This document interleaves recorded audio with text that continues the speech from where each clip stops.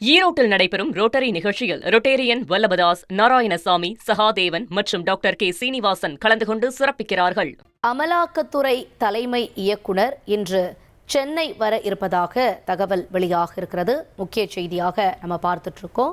விவரங்களோட செய்தியாளர் சாலமன் இணைஞ்சிருக்காரு. சாலமன், வணக்கம். சென்னை வருகை தொடர்பான தகவல் என்ன? இவர் எது குறித்து ஆலோசனை நடத்த இருக்காரு? முழு விவரங்கள் என்ன? அமலாக்கத்துறையினுடைய தலைமை இயக்குனர் ராகுல் நவீன் இன்று சென்னை வர இருப்பதாக தகவலானது தெரிவிக்கப்பட்டுள்ளது.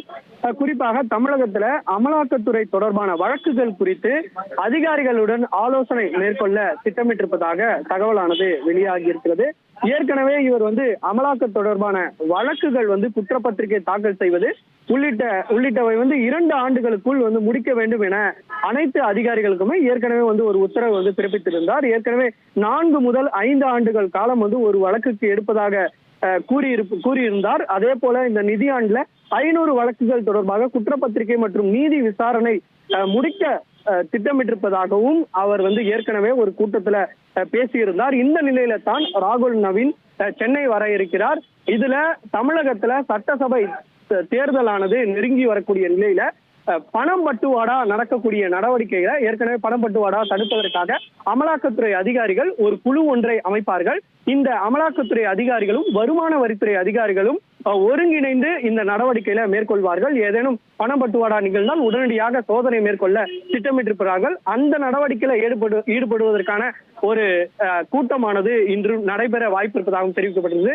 அது மட்டுமின்றி ஏற்கனவே பணம் பட்டுவாடா செய்த வழக்குகள் என்னென்னலாம் இருக்கிறது, அதனை எல்லாம் கண்காணித்து முடிக்கப்பட்டு விட்டதா அல்லது வேறு என்ன மாதிரியான நடவடிக்கைகள் மேற்கொள்ளலாம் என அந்த கலந்தாய்வு கூட்டத்துல ராகுல் நவீன் பேச இருப்பதாக தகவல் தெரிவிக்கப்பட்டிருக்கிறது. குறிப்பாக இந்த சட்டவிரோத பண பரிமாற்றத்தின் அடிப்படையில தான் அந்த பணத்தை இந்த பணம் பட்டுவாடாவுக்கு பயன்படுத்துவார்கள்.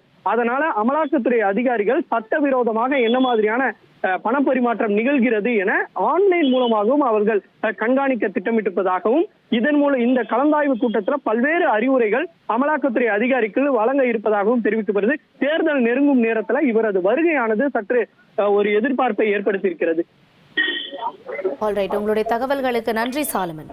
ஈரோட்டில் நடைபெறும் ரோட்டரி நிகழ்ச்சியில் ரொட்டேரியன் வல்லபதாஸ், நாராயணசாமி, சகாதேவன் மற்றும் டாக்டர் கே சீனிவாசன் கலந்து கொண்டு சிறப்பிக்கிறார்கள்.